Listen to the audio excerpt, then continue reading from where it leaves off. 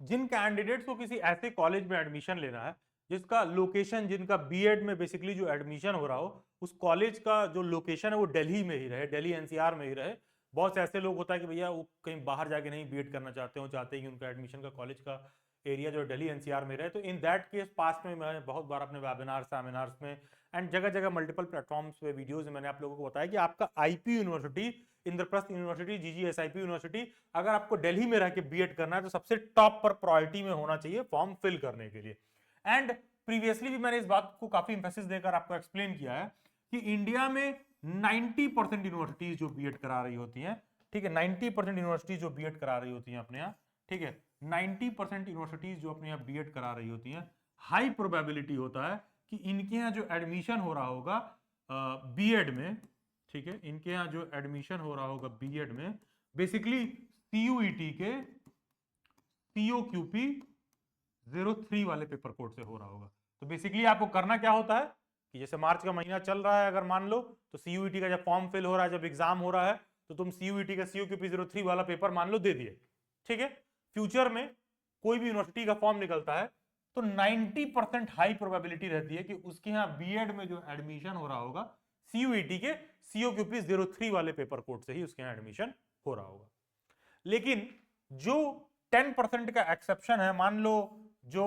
10% का एक्सेप्शन है, ठीक है, जो आपको, जस्ट अ सेकेंड, जो आपको 10% का जो एक्सेप्शन आपको देखने के लिए मिल रहा है, जो आपको 10% का एक्सेप्शन देखने के लिए मिल रहा है, इस 10% के एक्सेप्शन में क्या हो सकता है, क्वाइट पॉसिबल कि मेजर, मतलब इस 10% के एक्सेप्शन में क्वाइट पॉसिबल नहीं, मतलब प्रॉब्लम क्या है, इस 10% के एक्सेप्शन में प्रॉब्लम क्या है कि इंडिया की ना दो चार मेजर सेंट्रल यूनिवर्सिटीज एक्सेप्शन में आती हैं, जैसे कि डीयू, ठीक है, बीएचयू। इसीलिए बच्चे ना कंफ्यूज हो जाते हैं क्योंकि कहीं ना तो कहीं उनके टॉप प्रायोरिटी में दिल्ली यूनिवर्सिटी वगैरह पहले रहता है। तो इस 10% में ऐसी यूनिवर्सिटीज जैसे दिल्ली यूनिवर्सिटी, दिल्ली यूनिवर्सिटी क्या कहता है कि भैया हम अपने यहाँ बीएड में तो एडमिशन देंगे,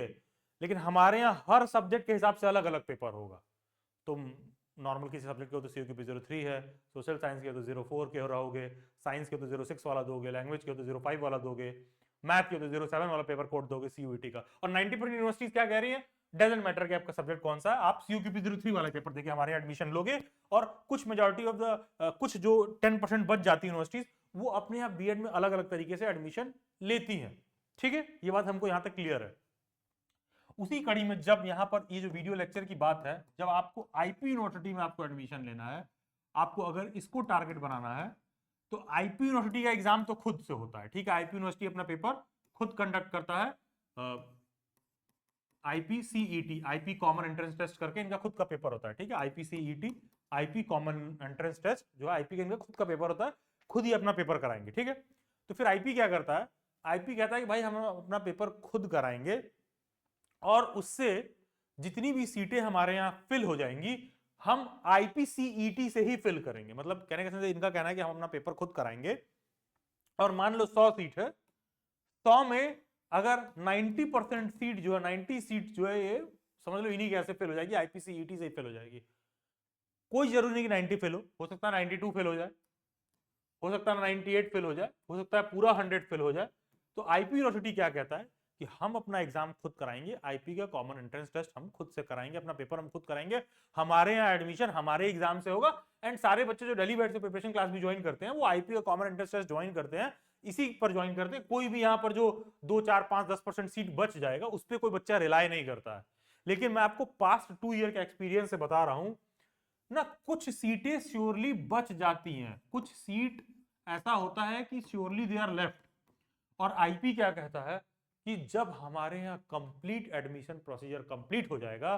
तो जो भी लेफ्ट ओवर सीटें रहेंगी, जो भी सीटें बच जाएंगी, वहां पर कोई बच्चा ऐसा रहेगा जिसने सीओक्यूपी 03 वाला फॉर्म फिल किया होगा या ये वाला उसने पेपर दिया होगा, तो हम इस पेपर के बेसिस पर उसका भी मेरिट बना लेंगे अपने यहां। कहने का मतलब है आईपी कह रहा है कि हम अपना exam admission IP common entrance test से ही लेंगे, लेकिन अगर हमारे यहाँ 2 4 5 सीट बच गया तो इन दैट केस कोई बच्चा सीयूक्यूपी 03 का पेपर दे रखा होगा तो इसका भी हम मेरिट बना के एडमिशन दे देंगे। देखिए मैं आपको कन्वेंशन बता रहा हूं यूजुअली होता क्या है, मान लो आईपी का पेपर मई वगैरह में होगा और जून जुलाई में काउंसलिंग चलेगा, तो जब जुलाई जुलाई का एंड आता है ना तो आईपी ना एक फॉलोअप नोटिस जारी करता है, उस नोटिस में लिखता है कि हमारे यहाँ इतनी सीटें बच गई हैं, और जो भी बच्चे CUQP03 का पेपर दिए थे वो लोग एक सेपरेट फॉर्म निकालते हैं वो लोग, ठीक है, कि इतनी सीटें बच गई हैं, इस सीटें पर जो भी बच्चे अप्लाई करना चाहते हैं वो आईपी का फी पे करें और फॉर्म का अपना जो है फी पेमेंट करें और फॉर्म में रजिस्टर कर लें और CUQP03 का वो अपना स्कोर कार्ड वहां पर एंटर कर दें, ठीक है। स्कोर कार्ड बेसिकली वो आप लोगों का चेक कर लेते हैं और उस बेसिस पर वो मेरिट बना के एडमिशन दे देते हैं। तो इस पे भी एडमिशन मिल जाता है। तो मेरा मतलब एडमिशन मिलता है बाद में, लिटरली एडमिशन हो रहा है, पास्ट 2 ईयर एडमिशन हुआ है।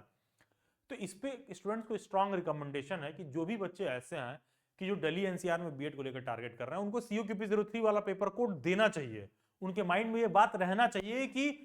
कल को एक पॉसिबिलिटी हो सकती है कि आपका आईपी यूनिवर्सिटी में रैंक खराब आ जाए या नहीं एडमिशन मिले, तो आपका CUQP03 से भी एडमिशन हो सकता है। उदाहरण के तौर पर कोई बच्चा ऐसा हो जिसका जून जुलाई में आईपी में एग्जाम दिया, काउंसलिंग से मान लो उसका SCERT में एडमिशन हो गया, वो एकदम जुलाई या अगस्त के महीने में आके अपना सीट ड्रॉप कर दिया, सीट छोड़ दिया, एक सीट खाली हो गई, उस समय CUET का फॉर्म निकला है, तुम फिल किए थे, तुम्हारा CUET CUQP03 में नहीं भी स्कोर अच्छा है तो भी होगा कि तुमको आईपी का ठीक ठाक कॉलेज मिल जाएगा। ऐसा भी हो जाता है। ये अपने आप में थोड़ा सा ब्लफ कॉल कह सकते हो है, लेकिन ध्यान दीजिएगा आईपी में इस बात पर एडमिशन होता है और जो भी आईपी के एग्जाम के बाद जो सीट बचती है CUQP03 का पेपर कोड यूज करके एडमिशन लेते हैं, तो सभी कैंडिडेट्स का पूरा कोशिश होना चाहिए कि हम CUQP03 का भी पेपर दें। इस अपने माइंड में रखें इस बात को कि फ्यूचर में जब फॉर्म आएगा तो हो सकता है कि ये आपको अपॉर्चुनिटी मिले और आईपी का कोई अच्छा कॉलेज मिल जाए जो कि आपको नॉर्मल आईपी के रैंक से नहीं मिल रहा होगा। तो वो ऑप्शन को आपको ओपन रखना है, तभी फ्यूचर में ये ऑप्शन आपका अपॉर्चुनिटी में कन्वर्ट होगा। बाकी आप daily bytes of preparation classes join कर सकते हो। आईपी बीएड का 1-to-1 इंटरैक्टिव क्लास आपको डेली बाइट्स पर देखने के लिए मिलता है। One of the best preparation आपको देखने के लिए मिल जाएगा। अगर समझ लो कि आईपी में तो ऐसा है कि अगर आप इतना परफॉर्म करने वाले तो डेली बाइट्स की प्रिपरेशन क्लासेस आपका surely performance sky rocket surely होगा ही होगा। डेली बाइट्स की प्रिपरेशन क्लासेस ज्वाइन करने के लिए आईपी बीएड का आपको इस नंबर पर व्हाट्सएप करना होता है, ठीक है, ये 8 लिखा हुआ है, ठीक है। बेसिकली आपको व्हाट्सएप करना है, नो कॉल्स। बहुत सारे बच्चे से मैसेज करते हैं, सोचते हैं सर इसको हैंडल करते नहीं भाई, डेली बाइट्स की व्हाट्सएप हैंडलर देखती है, नो कॉल्स, ठीक है। आप इस नंबर पर व्हाट्सएप कर सकते हो 8506038346 की अगर आपको डेली बाइट्स पर आईबी बीएड की प्रिपरेशन क्लासेस ज्वाइन करनी है तो। Thank you and God bless you all. And नीचे वीडियो के डिस्क्रिप्शन बॉक्स में और कमेंट में एक व्हाट्सएप ग्रुप का लिंक दे रखा होगा, do join that. Best wishes.